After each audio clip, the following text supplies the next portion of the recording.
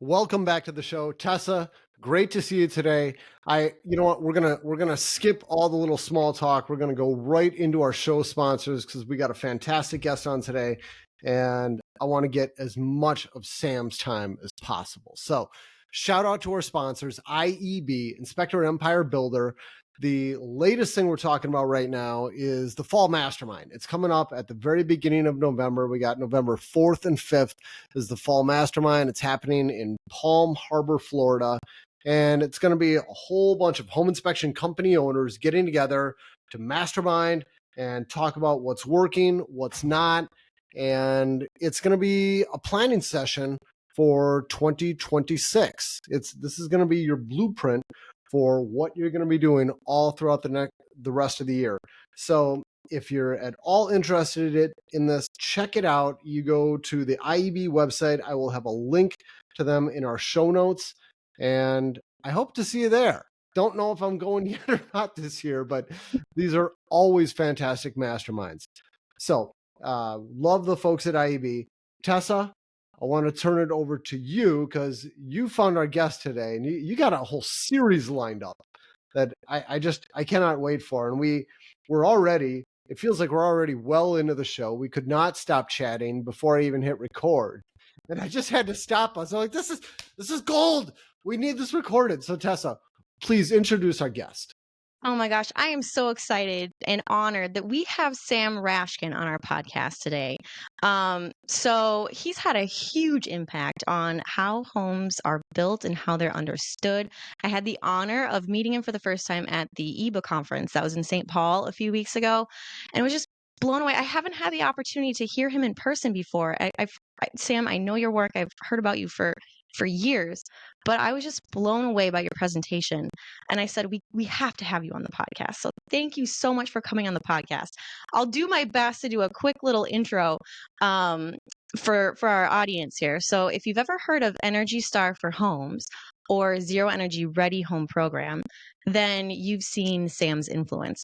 He's the former chief architect for the U.S. Department of Energy's Building Technologies Office, and he spent decades helping transform high-performance building from a niche idea into a new standard.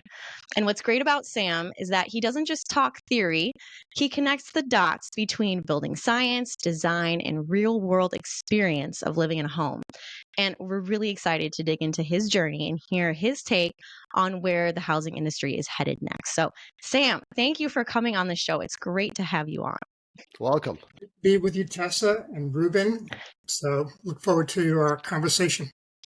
Yeah, well, thank you. Okay, so Sam, your work has had such a huge influence on how homes are designed and built in the US, from Energy Star to Zero Energy Ready Homes. Although, what's the new name for it now? I think the name has recently changed, hasn't it?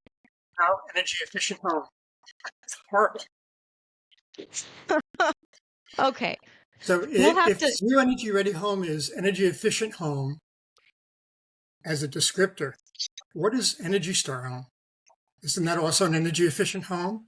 They lost any appropriate distinction between the two labels, but this was kind of the mandate from above. So this is what it is. Okay. So there's a name change happening in the industry, but for listeners who may not know your full story, how did you get into this housing industry? How did you first become passionate about transforming the housing industry? That's a big question. I write about the getting a sense of self at a very early age, knowing I liked housing. I won't bore you with the story, but I did know at a very early age. And just by example, making models at a cardboard of home designs for my friends' parents as if they were clients. And starting in, I guess it was 7th grade, and every grade thereafter in middle school and high school, I took drafting and architecture because there was an elective. And so I knew very young that's what I wanted to do. I didn't know, it wasn't like I wanted to impact the entire industry. I know your big sense of it at that age is you just want to design homes. but it was in college and taking some courses that I kind of merged the idea of housing and energy, renewables, and the importance of all that. And then just kept pursuing a career that focused on all that, those three combined. And it led me to moving from straight architecture to programs and then state programs and national programs. And somehow I got lucky. I got a call one night from a person at US EPA to come do the Energy Star program. So it was a pretty crazy journey. Wow. Yeah. Wow. Yeah. So, Quick thing though, I guess, quick thing, yeah. you know, I think for everyone, finding a lane that you can be passionate about or you're really excited at least is so important. I think maybe maybe the most important role maybe of a parent is to help facilitate and expose children to lots of ideas and just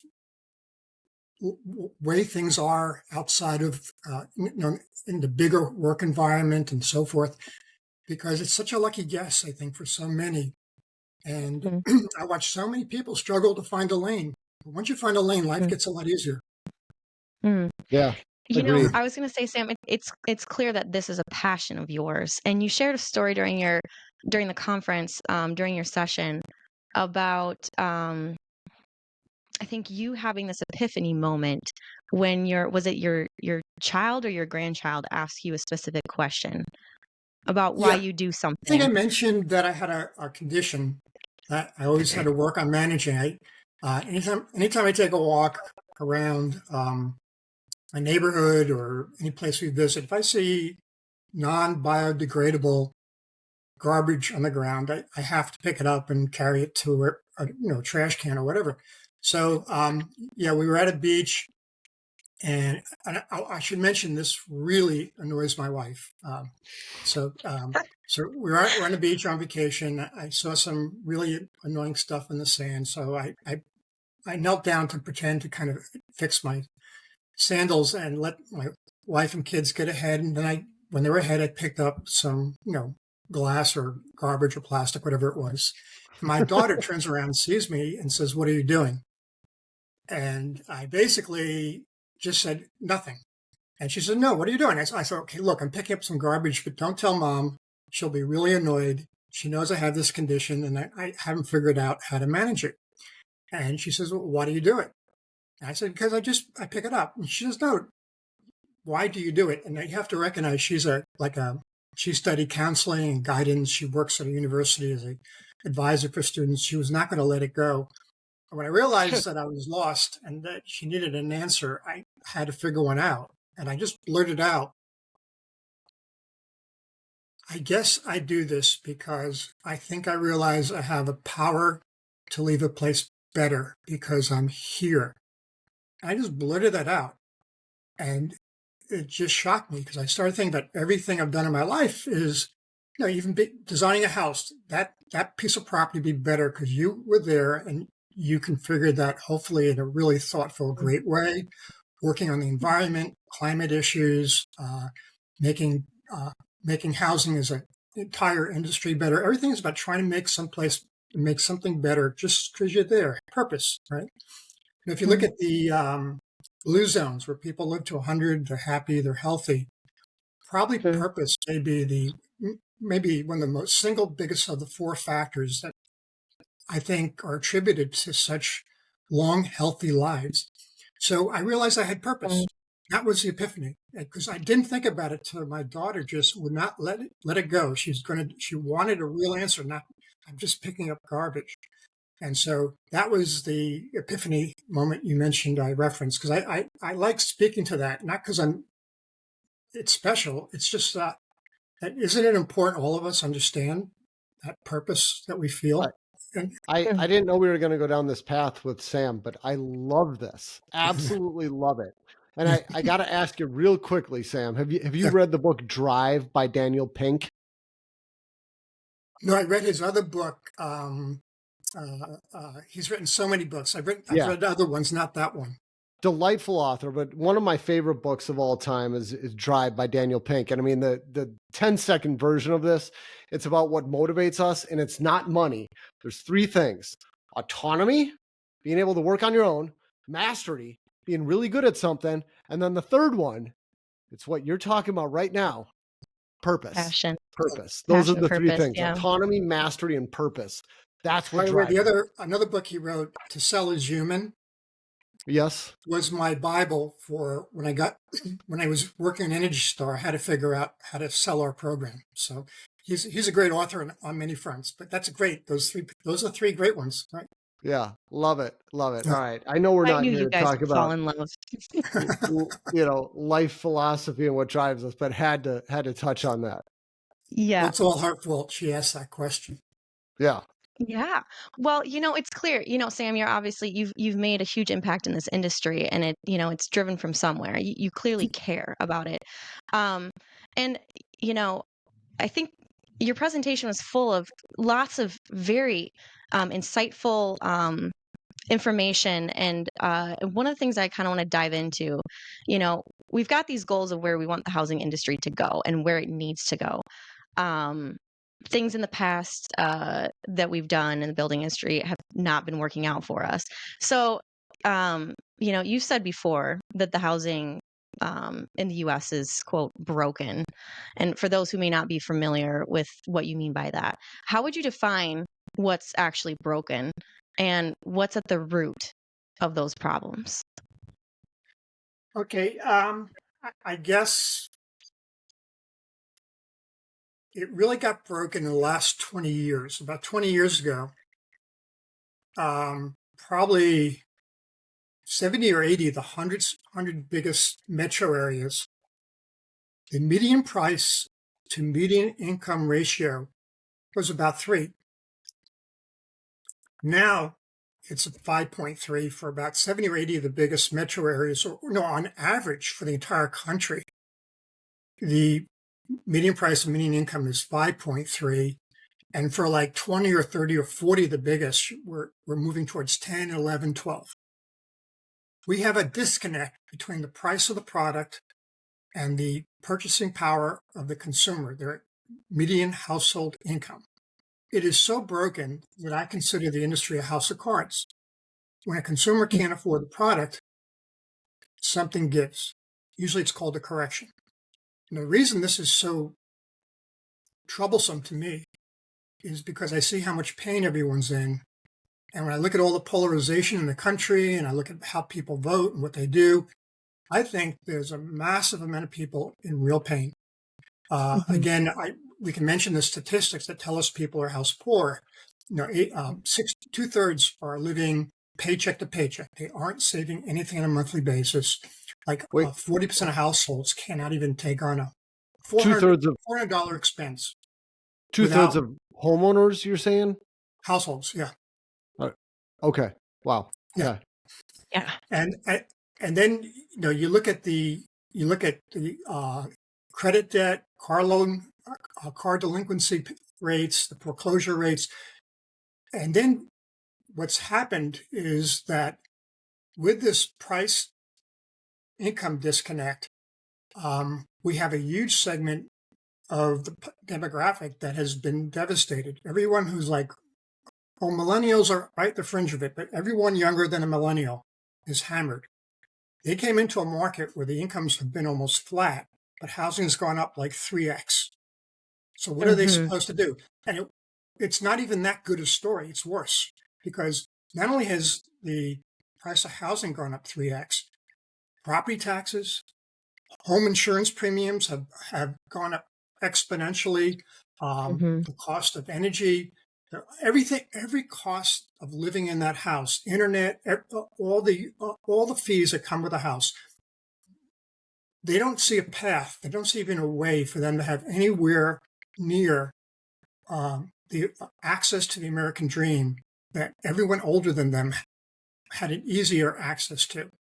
So you create a lot of massive people who are underserved, angry, frustrated, and then we come to them and say, oh, you got to care about carbon. You got to care about humans are or creating temperature change. And you're right about all that from a Yeah. lot of our viewpoints, but we're wrong imposing a worldview to people who are underserved. And then we create this polarization. We're not even listening to just this gross majority of consumers, homeowners, whatever we want to call them, who are underserved. And so everything's messed up, including housing. But this is just a huge problem. When you have a price income disconnect, you just have no way but to get you need a correction's coming. And I'll tell you, the way we build housing doesn't work to serve that correction. Tell us more about that. I think you mentioned that in your book, Retooling the U.S. Housing Industry, about just the fragmented systems and short-term thinking. But can you kind of expand on that a little bit? Yeah, well, I should mention that the book's title is Housing 2.0: A Okay. Disruption Survival Guide, Your because second book, yeah. I do see massive disruption has to ensue when things are this broken. You can't, the definition of insanity we all know is doing the same thing over and over and expecting a different outcome. Mhm. So, Yeah. there are a number of factors, and I think, Tessa, you went to a workshop I did at EBA. That's how you and I met. And I got so lucky to spend all this time with you. And so all I spent really that entire workshop discussing over 4 hours were six main pillars of how we can extract really substantial cost savings and added value into housing. Waste is anything that doesn't add value in the eyes of the consumer, or that could be increasing value at zero or negative cost. And so the fact that we're not doing that and optimizing that has to stop. And one of the big factors, one of the six pillars that I talk about is productivity. Housing is the only industry in the entire country that has negative productivity growth. Everyone else has about almost 2 times more productivity. If you look at a lot of the tech industries, they have like 7 or 8 times more productivity. But housing's negative productivity. I showed the picture of the home under construction, 1877, Omaha, Nebraska, side by side with the home built today. And I asked the audience, you were there, Yeah. name the innovation. 150 years. Tell me what we've got in 150 years. And it's shocking.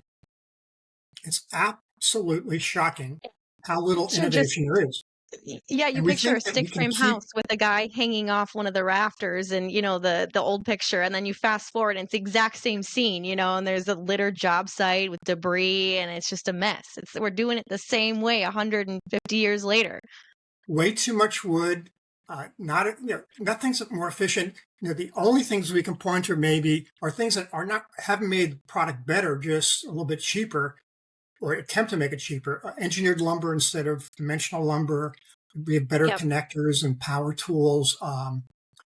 Western platform framing instead of balloon framing. But that's it. I run out of innovation after that. That's for the enclosure. Admittedly, a heat pump today is better than a coal furnace, whatever we're Sure. using. But Yeah. the basic house is embarrassingly not innovative in terms of what we've done. And the way we build, the way we sell, every builder I talk to, I have a debate. I say, you customize too much. And they say, no, all my buyers want customization. But they need to read the book, The Paradox of Choice. And what happens is people get overwhelmed with choice, and they're less satisfied. They make bad decisions. And I can't even convince, even with all the scientific research, you guys are crazy. You're adding all the costs for customization, and you're getting a worse outcome. So all these debates and discussions need to be really, really addressed more seriously, because I think we are approaching a crisis. But the productivity one means we have to rethink how the whole concept of how we build homes and assemble homes versus construct homes. Really think of it as a product. And we're just not doing that. And I just wanted to expand on that a little bit, because you gave an example of like the car industry, where back in 1920, or first cars that came out, they were built 13, in 1913. piece by piece, yeah. And then Ford came along and created the assembly line and made it more accessible. And then here, fast forward to 2025, we've got engineers that have these use software programs that design everything down to the tiniest minutia, to make sure everything is going to work properly together. And it's going to be safe, it's going to be efficient, and cars have gotten smaller and more efficient, but more space inside, more comfortable. All of these things are improving. We can build them quicker, faster, larger scale. The product you're going to get on the back end. And what about our houses? We have not done that with our houses at all, although you did mention some countries that are doing that successfully. And why haven't we moved to that yet? Reuben, really quick. Yeah, you've got your hand up. Well, no, What it's are you not. thinking? It's not really quick. It's just, I mean, I'm dying to ask this. Okay, this is what we should be doing. You're telling me that builders love to do things more custom, and their clients demand custom homes. Why haven't we had a big builder start doing it and have success with it? And that's the right question, Reuben, right? That's the right question. And the reason is the system that hasn't to date demanded it. You make about 3 to 5 times your investment in a piece of land from when you purchase it to when you sell it as a lot ready to build. That's a huge margin. The margin on a home itself is only about 15 to 20%, but it's 300 to 500% on the land, the raw land ready to build. So the priority is all about getting land and getting a house on it. It's just a way to enable the sale of the land so you can build another house. And we're not focused on the product, the house. We're focused on just selling it. And a new house to date has had enough emotion. If you just put a lot of cosmetics on it, you put on a really nice kitchen, or you put on whatever new trend there is for architectural features, or for master suites. There's things we can do to make it really appealing to consumers. And up to about 20 years ago, we were still within the affordability bandwidth of a buyer, and everything worked. Builders could build homes, they'd sell them. But now I think everything's so broken. We have the imperative that we have to think differently. We have to think of it as a product, think about excessive choice, think about productivity being improved. We have to think about getting rid of all the waste at every part of how we build a home. There's waste in the land, there's waste in the space, there's waste in the energy, there's waste in almost every facet of how we are thinking about housing today. We don't have integrated systems. We have way too much complexity. We go through all these pillars in the workshop, and all of them cost.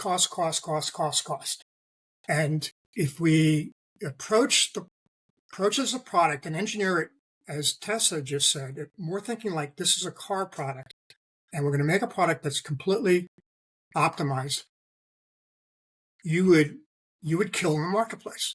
You would be offering such a better user experience at such a better price, with such better durability, better resilience. Everything about the home would be better.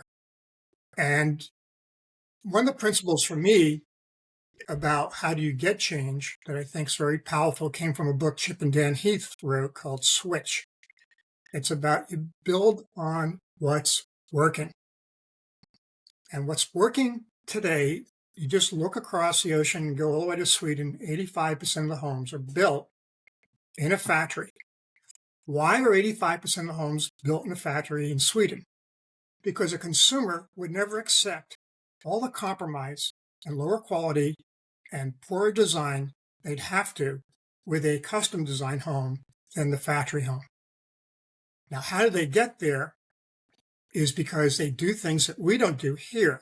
So why don't we just build on what they're doing? They do three things that lead to all that. One, they design for Drum roll, manufacturing. please. Yeah. They Sorry. design for manufacturing. They don't say, I'm going to develop a plan and go to a factory and say, here, build me this home.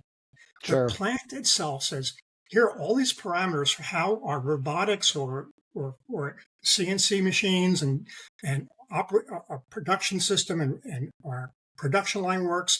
Let's design a home for this so that we can make it the most cost-effective home. And everything in the design process, you don't really have to sacrifice anything, but you need to be completely building the product, thinking about how it's made in the plant. You would never build a car where you, Reuben, went to a car dealership and said, I'd like a car that looks like this. Go build it for me. That would be insanity, but that's what we do today with advanced manufacturing. We bring a design and say, go build it. So design for manufacturing is number one. The other thing the Swedes do is they design for assembly.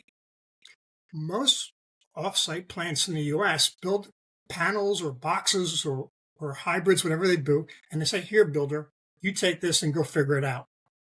That doesn't work. The Swedes say you buy the house from them. They've designed it so that it's optimized for how it gets built on site, on a foundation, assembled in the field. The system they use is they have this scaffolding system that's almost like what the re-siding contractors use. You ever see a re-siding job?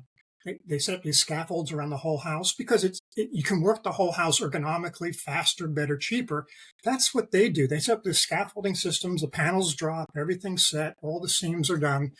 So number two, they design for assembly, which is critical. But the third thing they do is not in their control, but a factor in the regulatory world they work on. They build to one national code. So the plants everywhere don't have to worry about hundreds of different codes and requirements. Can you imagine if an automobile manufacturer had to comply with one set of requirements, safety and construction for cars in California and Nevada and Florida and New York? If everyone had different requirements, you couldn't make a car in a plant and go nationally. Yeah. And so it's a regulation policy that is really, really hindering the ability of offsite advanced manufacturing to make a national product. Sure. And that's got to stop. We are posing way too much cost at a regulatory level. So I'll tell you, those three factors to me are the three biggest factors. A lot of the research in the country at DOE and others, they're focusing on the technology. I don't care about the technology. The manufacturers will figure that out faster, better, cheaper than the government will. But if you give them the right conditions and you help them understand, again, DFM is designed for manufacturing, DFA is designed for assembly, and give them a national code. Now, in the world of affordable housing, there's manufactured housing. Okay, HUD code housing, they have a national code, but they can't grow because the local jurisdictions restrict them because they make such a cheap product that's inferior to site-built. The local jurisdictions don't want the homes in their markets because they don't think they protect maybe the home buyer from prevailing disaster risks, or they will undermine the value of the communities and reduce the tax base, whatever reasons they may have. I'm guessing that's what they are. I'm pretty sure that's what they are. So that industry, even though they have a national code, is constrained because they've chosen to build a product that is so much below site-built construction, the local jurisdictions zone it out, and you can't build it. So they're limited to these kind of rural locations. There are a couple of pockets where they can build, but it's very constrained. So you see, everywhere you turn, you got to fix these three pieces if you want to get to advanced manufacturing. When you do, and you look at what you can buy in Sweden for $140 a square foot retail, what you can buy for $180 or $200, it blows away the quality, design, the every element, performance, everything blows away what you buy here in the U.S. Wow. Yeah, I think you were mentioning, like, you think about IKEA and the furniture that they provide. It's like they have engineered down to the very last detail. Is like, here's all the pieces, here's all the parts you need to put it together. Boom, and then they've got all these. It's fascinating, and they've done the same thing with housing. And so, people are like you're saying, people are happy. They don't want a custom built house because there's been all this thought and engineering that's gone into optimizing these factory built manufactured homes, that they go in and they've got, all these different variations and options to choose from, they're still getting, a design that meets their needs. But it is such a better performing house than what we struggle to build for millions of dollars here in the United States. It's so simple. Build on what's working. Why can't we just skip ahead and get there, Sam? Normally we figure we got to solve all the problems, analyze all the pain points, and it's there. The example's right there. You don't have to make this any harder on yourself. I get so frustrated with government feeling they have to do these massive analyses to come up with new programs and figure out then the pain points again and we know what to do. We know the example's just sitting right there. And even Japan's about 20+% advanced manufacturing, and Europe and Germany, they're all in the 20s and moving to 30%. So they're all getting there too. So the rest of the for their world is moving housing. that direction. Manufactured housing, yeah. The rest of the world is moving there, and we're going at a snail's pace. What percentage of ours is manufactured? And I mean, 3%. 3%. Okay, And it's been 3% for decades. Okay, all right, It's and flat. those are. We're not talking about what we have traditionally. I mean, in the past we used to call mobile homes, but that's not really a PC term anymore. No, mobile homes are what's called manufactured housing or HUD code. So the terminology normally has been offsite, or now sometimes systems building. So things that are built in a factory to the local code are either advanced manufacturing, systems built, or offsite. Factory homes built to the HUD code are called manufactured housing. That's a normal terminology that we use today. So manufactured housing, HUD code housing, is about 8.5% of the market. So for their very constrained locations they can build in very low areas of construction, like 90% of construction happens not in the areas that they cater to, they're still 8.5% of the new homes. So relative to the market size they have access to, HUD code's very big. And I've done a national roadmap strategy for the HUD code industry. And what we figured out a strategy for how we grow their market beyond that. So, one of the things you mentioned in that workshop, Sam, was some of these factors that are kind of leading up to this, I feel like pressure point, pain point that we're experiencing in this country with affordability and quality housing. And one of them was labor shortages and just lack of skilled labor. Can you talk a little bit more about that and other, what you think might be the tipping point for us as a country to really rethink how we're doing it and move on to better building? So that's a real important topic, Tessa.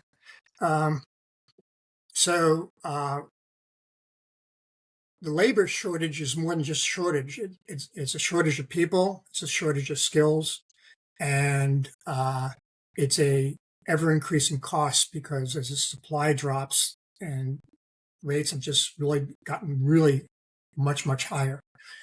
And so the problem with the labor shortage, or the labor crisis, let's call it, is that the median age of a construction worker today is over 42. Meanwhile, for every 5 of these aging workers that are retiring, there are only 2 or 1 coming into the industry behind them to be a construction worker. So 5 are going out, maybe 1 or 2 are coming in, depending on which study you want to look at. One says 2, one says 1. And so, what you want to do is couple that with new immigration policies. I think 25% of the construction workforce comes from immigrant labor. And now new policies look like they're going to shrink that access to that workforce in half, 1/4, 1/3. And so you're losing, let's say you lose half of 25%, that's another 12% losing, while you only have 1 or 2 coming in for every 5 that are retiring. And they also tend to be the lower priced labor And so you're shifting not only from not having labor to much higher. We can't afford this.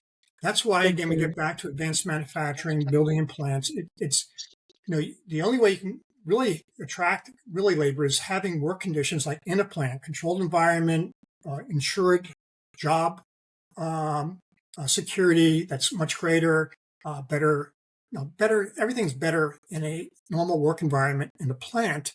And so we can grow the workforce, but more importantly, we don't need it as big. For every 100 that build a new home, you maybe need 10 to build a home in a factory. Go visit the Swedish plants. You look on the floor, there like 4 or 5 homes are coming out a week, and there's like 3 or 4 people on the floor working. And or 6, let's say. So it's if we know that we're coming to a cliff, that the labor is just not there, the skill.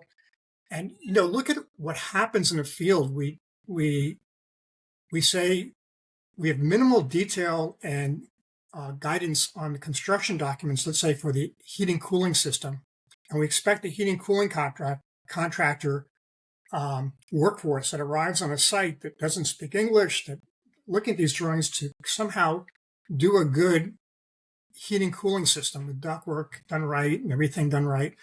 And so if it was all built and managed in a plant, like a really quality control process, if it was done with a completely digitized system where you build the product and the mechanical systems and the plumbing systems and the electrical systems on a computer first, you optimize them, you figure everything out, have them all integrated, and then in a plant, it's all done per that optimized design process, you get faster, better, cheaper. But instead, the HVAC guys show up and the electric guys show up and they start figuring out, where am I going to run the wires? How am I going to do this? Where the duct's going to go? Is so that we're doing it this way in 2025 is mind-blowing. Yeah, so really backwards. It really is. Yeah. And I mean, as you're talking about this, I'm trying to look 50 years into the future. And it's like, okay, maybe 100 years into the future, a ways down, we're doing all of our houses this way. We've got it dialed in. We know exactly how it gets put together. And when something goes wrong, there are replacement parts available. It's like there's a standard way to do it. There's a book telling you when this component of your house breaks, here's how to fix it. And all of a sudden, why are we going to need home inspectors? Houses are going to be put together just the way they should. And then the people repairing them, it's going to be really clear how to fix it. It's like at some point, I'm not going to have a job.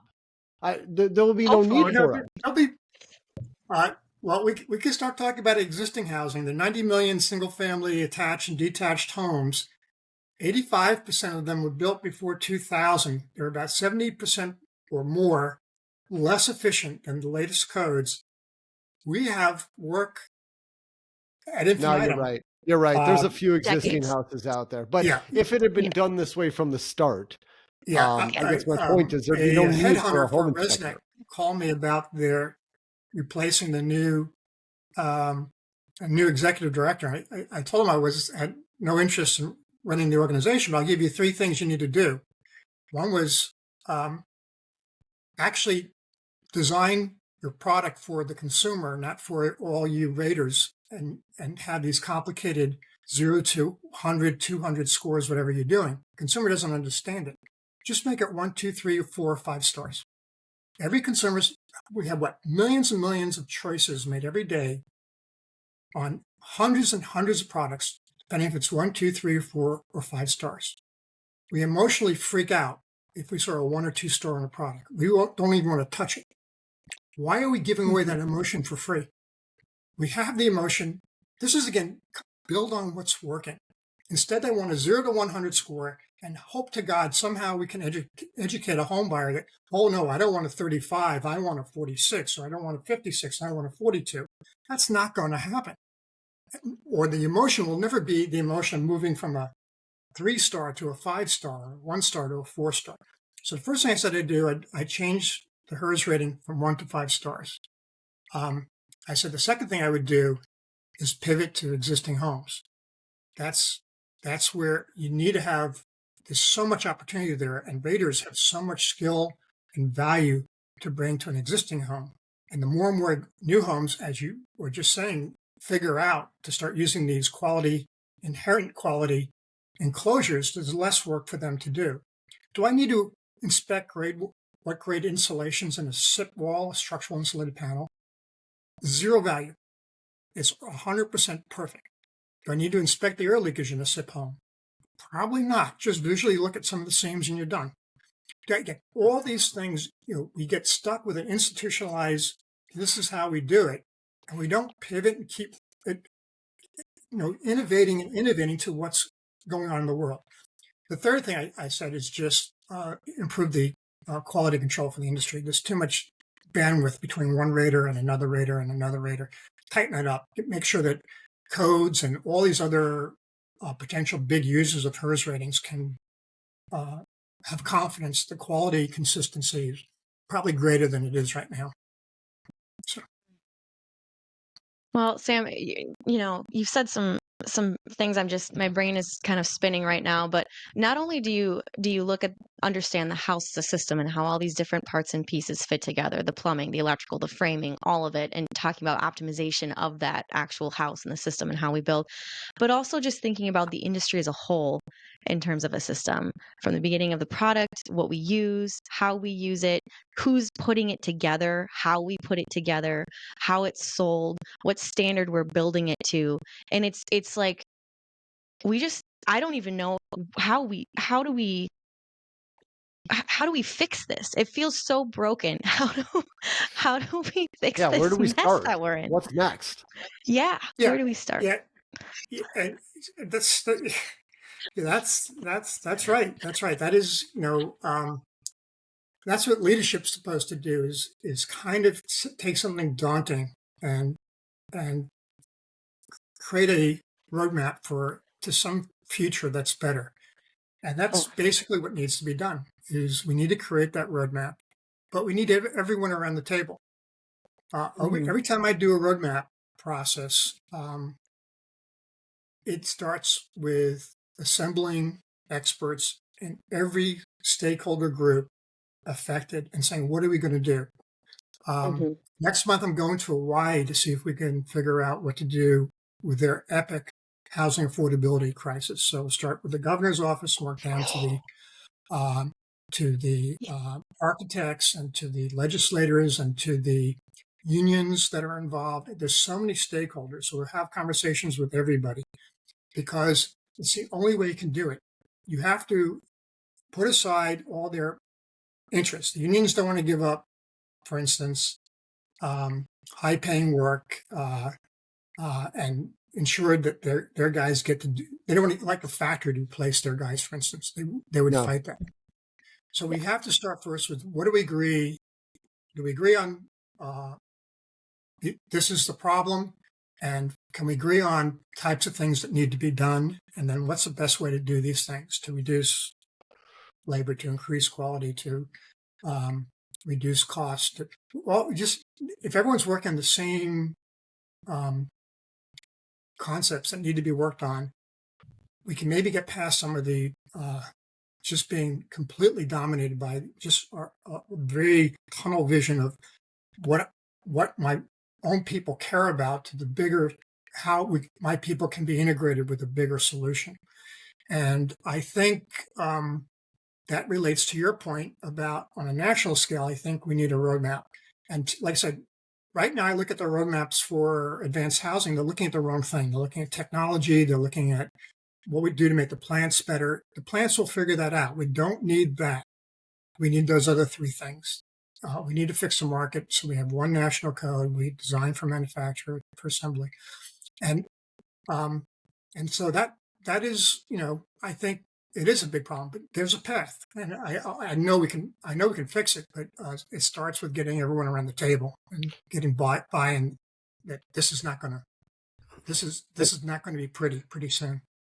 And I just got to say the original people who developed and this is for people who aren't in the industry. I know we're talking a lot of inside shop talk here, but there used to be like 3 different major building codes throughout the country, and then this big body came together. Well, they consolidated all 3 of them into what's known today as the International Code Council, the ICC, and they made this code for building single-family homes called the International Residential Code, the IRC. And the idea is this is a uniform code. It's created so anywhere you're working, anywhere in the world, you should be able to build to this. And they take into account temperatures and rain and earthquakes and flood zones. It's got maps for all this stuff. And it's supposed to be just one code that everybody uses everywhere. I mean, what a utopia. And this is what Sam kind of you're talking about. Like, what if we had this? Well, we made it a long time ago. I think the first version came out in 2000. Isn't that right? Yeah. Well, we had the Model Energy Code up until 2006 was the first time the IECC came out. Okay, all right. Energy, the RC may come out earlier. Yeah, the IRC first version, I'm bet anything was 2000. Yeah. So we've had this for a long time, but then, like you're saying, every state gets their hands on this, and they say, "Well, yeah, it's an international code, but we're special here, and we're gonna fix it." And we chop it up, and we make a lot of changes to it. And you know, I've defended a lot of the changes that we make in Minnesota. I think a lot of the changes are for the good. I think there's stuff in there that I don't like, and I'm glad we change it. But on the other hand, it's short-sighted. That's good for that's good for Minnesota, but it's not looking at the bigger picture.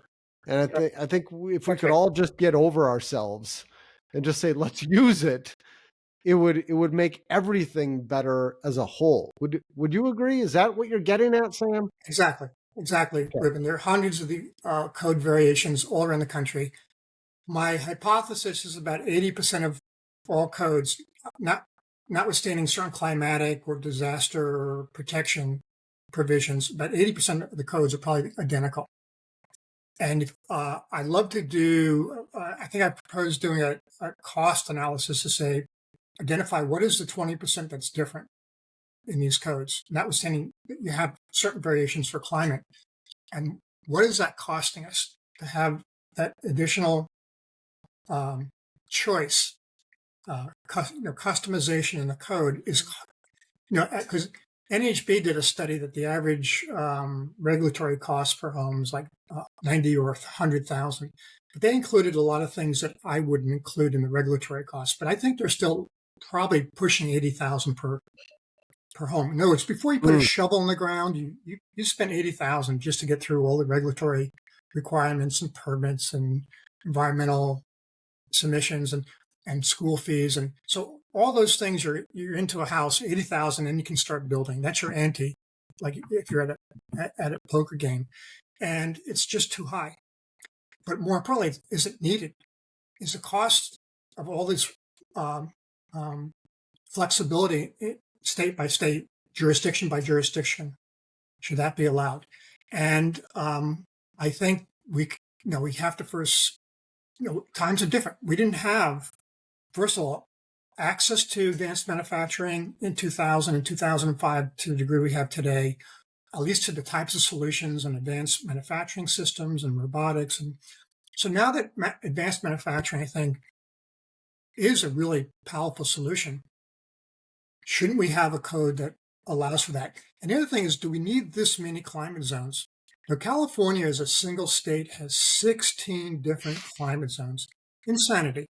16 different. For one state, 90% of the homes are probably built in such a fairly moderate climate.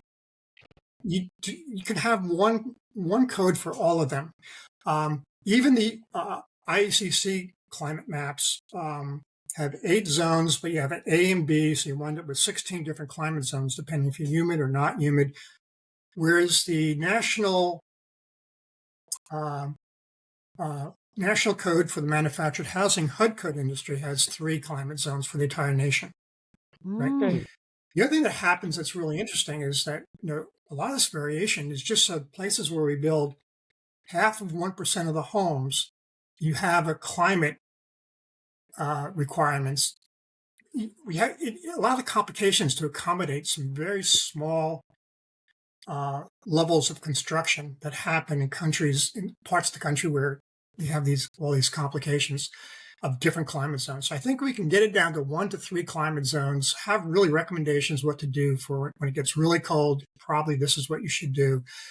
But but you start looking at a good swatch of the country, and the things they're trying to do to save energy are dwarfed by the bill savings you would achieve building more resilient.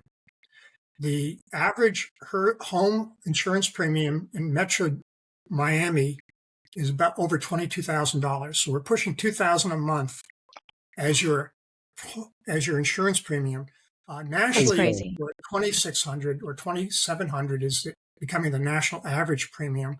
So if we can build resilient and save 50%, we're saving $1,300, $100 a month on insurance premiums.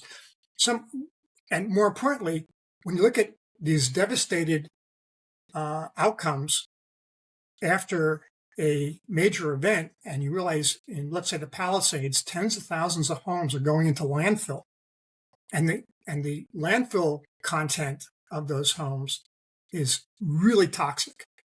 The stuff that's in our homes that burns and then gets dumped in landfill, all the electronics and furnishings and the fire retardants and in various a lot of fabrics and things, and then all the carpets. And you look at all that stuff that's getting dumped and going, and we're counting carbon, when really, if we were resilient and not putting those tens of thousands of homes into the landfill. So we just got to be focused on the right prize, at least for high risk locations, which is the entire, follow the Gulf around the Panhandle of Florida, up the Mid Atlantic, all the way up to New York. And you got to start building for what's happening in those climates. Wildfire in the West, everywhere needs to be wildfire resistant. So we need to be focused on the right things. And so it's just, all these things just keep adding up that have to be integrated into our thinking. I got two quick thoughts. One, I mean, we do all of this because we're irrational. That's it. No, we're Real very simple. rational. We're very rational. Remember what I said? This is the way a builder makes profit. I respect builders too. I go, I said this at the Eber conference. Look at this business proposition. You have incredible risk finding labor. You have incredible, massive time and risk in all the entitlement process to get land ready.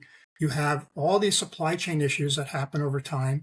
You have widely varying interest rate fluctuations and economic forces that change. You have labor challenges with policies like immigration and so forth. You have design trends that constantly change, and maybe your product choices may not be relevant by the time you go to market. You have constantly changing codes and regulations. You look at everything a builder's got to deal Not with. to mention consumer They're overwhelmed. expectations too. Yeah. Yeah. They're just trying to get a home on the ground. So we need to, I think we just need to help them. We need to create conditions and ways they can, the industry can happen faster, better, cheaper. Yeah. Yeah. And another thought, I mean, you talked about cars, and it's interesting. We don't have climate zones for vehicles either. I mean, and that's because it could be, a vehicle can go any climate zone. It has to, and it's not, the load factor for a house is 70%. We spend 70% of our time every day inside our home. Home is where life happens. And so we need an environmental separator for that space inside the home and the outdoor conditions. Our load factor for a car is like 3%. We're only in a car 3 or 6% a day. So the investment in the environmental separator in a car has a huge reduction in return because we're only in it such a small part of the day. So blow, and then we have so much waste heat coming off the engine.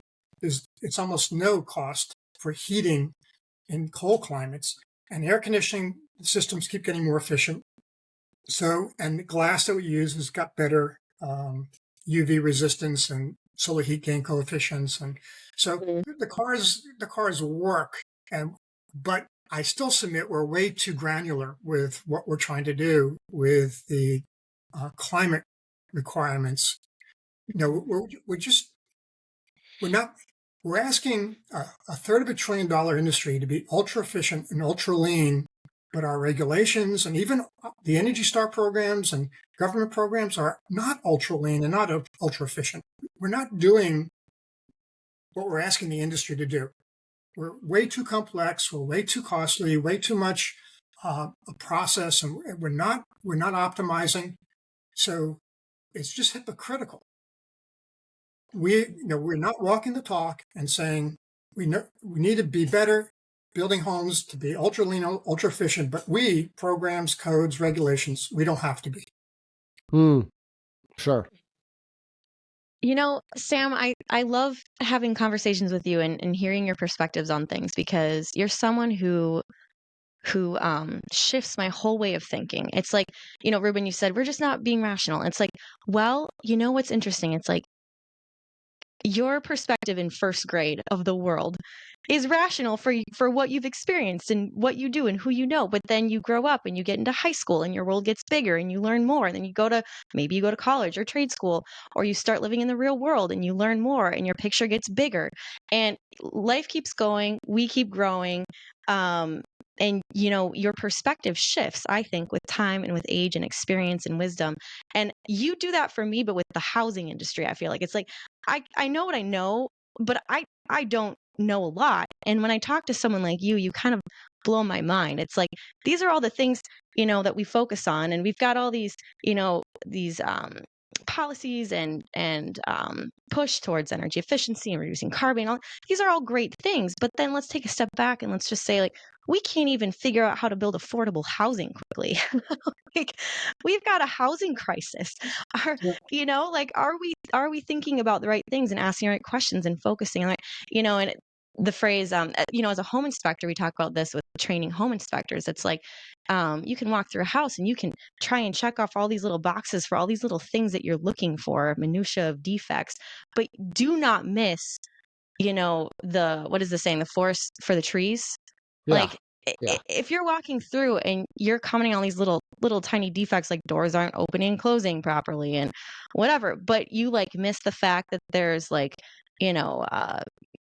cut trusses in the attic, broken trusses from delivery, or there's aluminum wiring in an existing home. Like, it doesn't matter if those doors don't open and close, and Yeah. that's kind of, I feel like, what you do for me. You're like this catalyst that just makes me take a step back and is like, wow, okay, well, we've got some things to think about, and all the signs are there, all the struggles are there, like you said, the affordability crisis, the labor crisis, and the amount of homelessness and the struggle of the day-to-day people. We're feeling that right now. We're seeing that, and we're on this precipice, I think, of really needing a big change. We need more people like you out there sharing your thoughts and your wisdom and your ideas with the rest of us, so that we can survive this. You're too kind. I essentially, I think you're starting a great conversation about just how challenged it is, and you're still only at the tip of the iceberg. I think we're not even looking at the disaster risks that are going up exponentially for such a huge amount of the country. We're not prepared. I don't know what we're going to do with the entire Eastern and Gulf Seaboard with all these homes. If you're not watching right now, for instance, the Florida condo market's like in free fall, because all these buildings were under not being managed and repaired, and now they're woefully in trouble because they have all sorts of maintenance and resilience issues, not to mention, we'll forget that they're low-lying and they have sea level risks as well. But because the residents are being, now that after Surfside collapsed, now there's enforcement all of a sudden. All the condo residents across the state are getting hit with $80,000, $150,000, $220,000 assessment fees per unit, because they have to. Now they have to do the maintenance that has been left unattended for decades and decades. So they just fall out. They leave the condos. The market's collapsing. No one wants to take on those assessment fees, and so you have a huge just collapse of that whole condo market. And of course, Florida in general, because of the insurance rates, is just, again, the state was just people coming in. Now some of the highest price reduction markets are in the Florida region as well. So resilience is a huge factor imposing on people. And then like I said, there's all these other costs of housing that I think people are just, people who own existing homes haven't been maintaining them. And I think that the infrastructure issue we don't talk about is we have 120 million units, 90 million single family homes where they've been under maintained, much like the condos. And what's going to happen? And within that context, Reuben, we want to go out and we want to make them more efficient. But then you go and you start seeing all these other issues. It could be moisture issues, it could be structural issues, it could be just really below code construction in all sorts of locations. And so this is just really a challenge everywhere you look. And so you don't throw your hands up. You say, I did a roadmap for existing homes, and you just got to, eat an elephant a bite at a time. That's the only way you get through it. And I think we have to figure a strategy to do better. But to stop, there's things we can do right away, reducing complexity, reducing regulation, creating a climate and conditions and for advanced manufacturing, both in new and existing homes. There's a lot we can do with industrialized systems. You look at energy sprung in Europe. There's a lot of typology types within the U.S. where we could do bulk purchase and just really transform housing overnight with industrialized housing approaches for existing homes.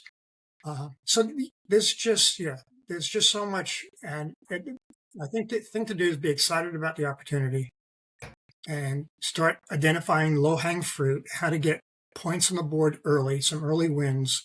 One of the things that I propose is we should do a national comprehensive attic upgrade program for the entire nation. Just have a campaign. It's so cost-effective, works every climate zone. There's an existing infrastructure of insulation installers already there to do it. Now embolden and empower them to do, while they're insulating, to also seal the drywall to top plate gaps and put in the air barriers that are missing and put in the wind baffles. I'm clapping. The ducts are up there. Make sure. So actually make the attic upgrade really like 2 or 3 times more effective. And so let's go everywhere in the country. And then everyone has a great experience doing an upgrade because there's no disruption. It's in the attic. It's already an existing set of players and can be easily priced and low friction. And it's so cost effective and it'll have immediate impact on comfort and utility bills. And now you have millions and millions of people every year having a great experience with an energy upgrade. Instead of trying to do everything, why don't we get those points on the board? And that's the way we can start conquering some of the overwhelming size of the problem by shrinking it so we have a part we can do fast, well, with great results. I gotta circle back to this because I talked about how we chop up the codes, and in Minnesota it's like, well, we've got these rules, but I do defend some of them. I think some of them are very good, and one of them, you're talking about this, what we could do for attics. That is something that Minnesota has, and I don't know if it's a national thing or not, but you read the energy code for Minnesota, and it says that you're not allowed to have an insulation contractor go in the attic and add insulation without first doing air sealing. That is required. And it's like, let's go. We're doing this right. So there are some things that I am proud of Minnesota for doing, even though it's not scalable on a national level. It's a good thing. That's a great point. But recognize, Reuben, that's a code for existing homes. You're right. To make sure to protect everyone from themselves. Right? That's true. I'm okay with regulations that are cost effective and fix a market imperfection. And the Yeah. market imperfection is that people aren't educated that you have this opportunity when you pull back the old insulation to start flashing the shafts and filling in like I said, the air barriers at the drop ceilings and make sure to foam around the wiring penetrations and plumbing penetrations and like seal the top plates. So you can do all that, but people don't know to do it and they don't understand the benefit. And so Yes. just make the marketplace, fix the market imperfection by having the code say, this is the way you do it. It's stupid. Yeah. The cost to go back, you can't go back. The insulation's in, now you're stuck. You have this one time opportunity, we'll fix that. Yes. I'm against the regulations that are ones that add complexity, that sometimes are pushing for too much cost for too little return. That's the kind of stuff that I personally will look against. Yeah. Well, Sam, I hate to do this. We have to wrap this show up, but for all of our listeners, we've been talking with Sam Rashkin. And if you want to learn more or read more, Sam has written a few books. Sam, where can our listeners find your books? I would say just go to Housing 2.0 Disruption Survival Guide, because that is a massive update of the first book and the tool in the U.S. housing industry. You see a focus here. I'm usually trying to figure what do we do with this industry. But Housing 2.0 is accessible from the Green Builder Media website. If you just Google Green Builder Media or go to Amazon to buy where you normally buy books, and if you put in Housing 2.0, it'll pop right up for you. Yeah, I go to the Google machine, I type in Housing 2.0, and then it fills in the rest of it for me. That's right. So That's right. a lot of people are looking you up, Sam. This is good. Yeah. And basically, this is just a framework for how we build better, faster, cheaper, and leverage all these opportunities just to transform the industry. Thank you, Sam, so much for all that you've contributed to this industry and that you can continue to contribute to this industry. And for any of our listeners, if you've got questions or have a comment, Reuben, how do they reach us? Podcast, you email us podcast@structuretech.com. We read them all. Again, it's podcast@structuretech.com. And we will have a link in the show notes where you can find Sam as well, as well as his book. I have a link to that book too. Yeah. Love it.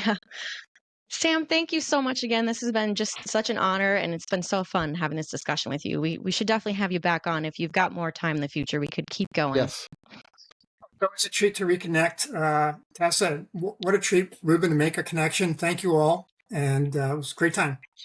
This is fantastic. Thank you so much. All right. For the listeners, we'll catch you next time. Take care.